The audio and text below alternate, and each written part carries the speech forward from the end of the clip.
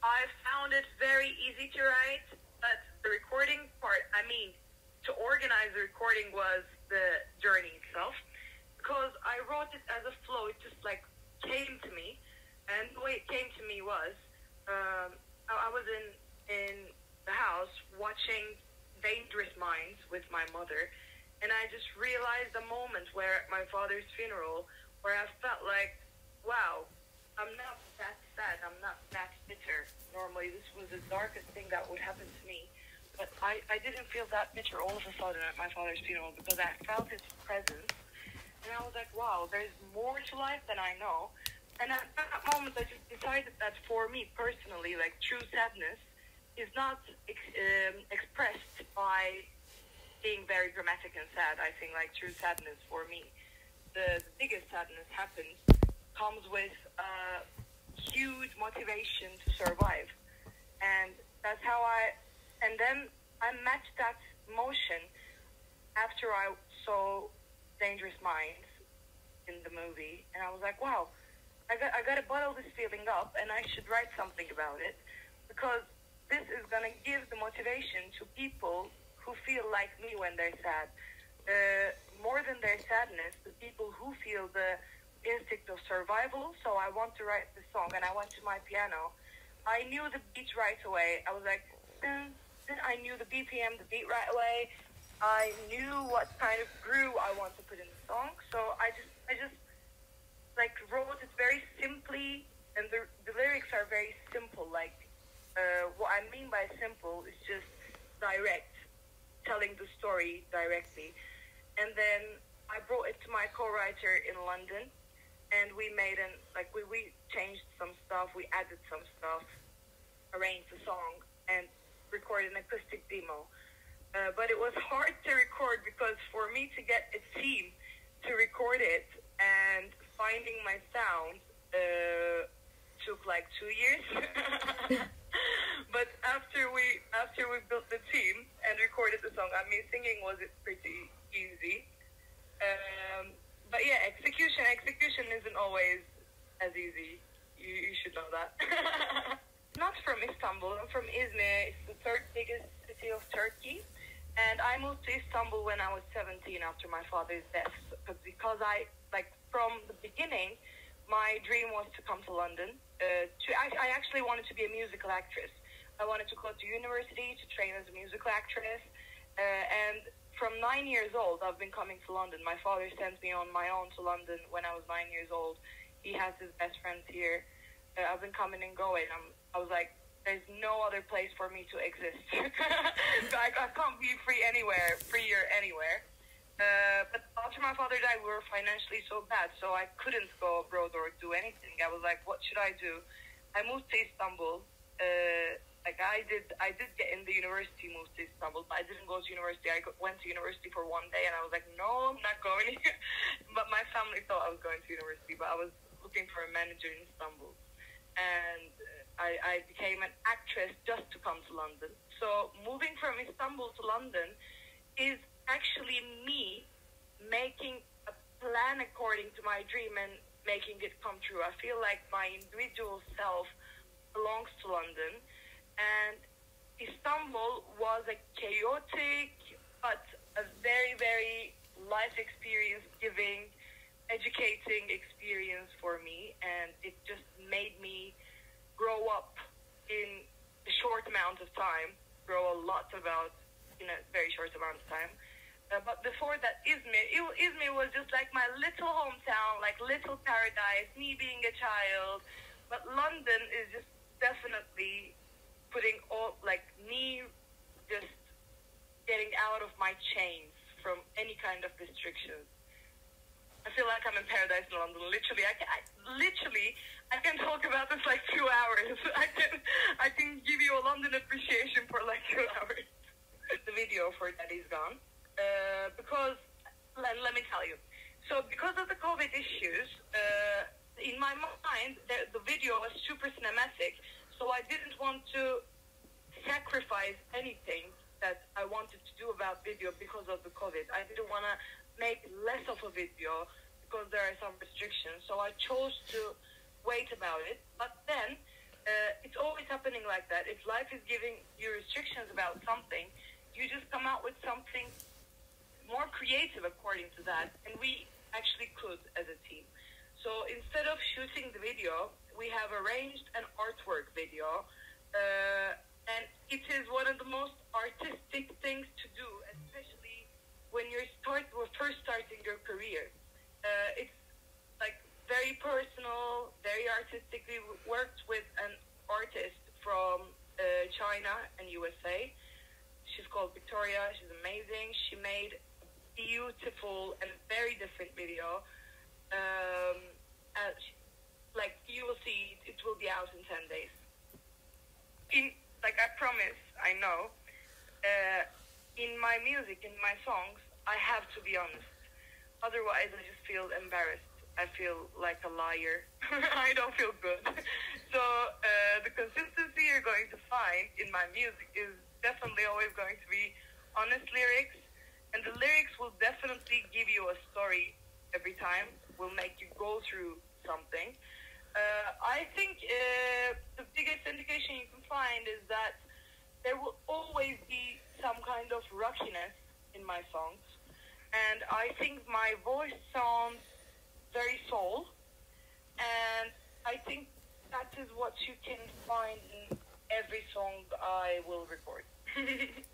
Release 2 more singles, and it will be followed by an album. And those singles are going to be in the album as well. So what we're basically doing is that we are starting to release the album single by single, and we're going to put the album out when the singles are done. It was the music section. It was beautiful because in brand partnership, magazines, whatever I do, I never see it as a business because like I'm not a businesswoman. I see it just like an artistic thing to do as well. And Vogue just makes you feel like you can be any artist that you want. You can be yourself in the most fashionable way. Do you know what I mean? So it's amazing. I couldn't go to Turkey, so we didn't make the shooting in Turkey, so it's not going to be on cover. But they added me on the music feature, and I worked with my stylist, Christiana. What she did, she took my story, like, for example, that is gone is written about my father's death. The concept is a funeral, the ambience is a funeral, and make it really fashion. And what you're seeing in the images is one of the masks are like on my face. The shiny mask is a funeral mask. But like we're presenting our stories in a fashion way. So Vogue was a perfect match for me. Career in a fashion means career is a big word, but I would like to include fashion in my career, that's for sure. Which means, I am good at expressive art. I am good at acting, fashion, anything creative. I think I can put my signature on it because I just am aware of the difference I have in my soul, and I think I'm good at channeling it to creative stuff.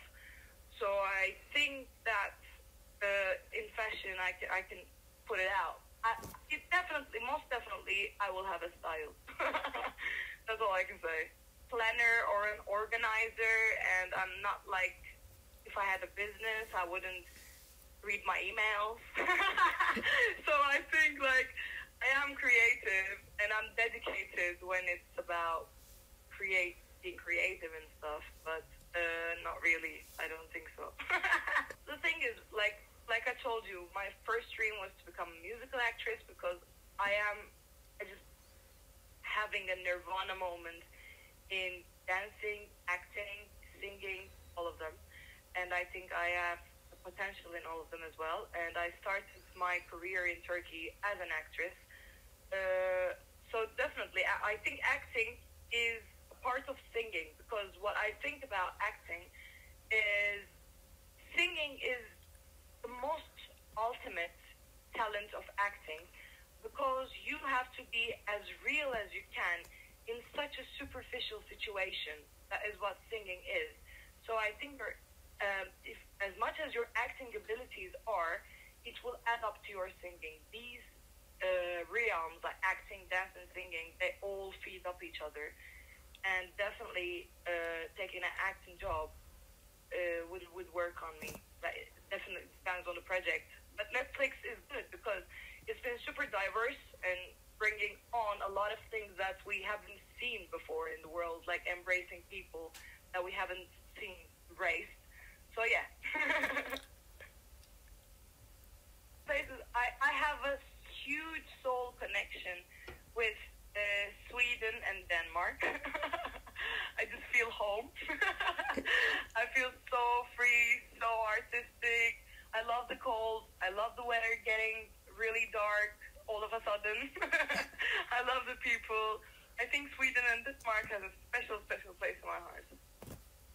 Me and for a lot of people is stopped right now, and I'm not planning any live gigs right now because of the coronavirus.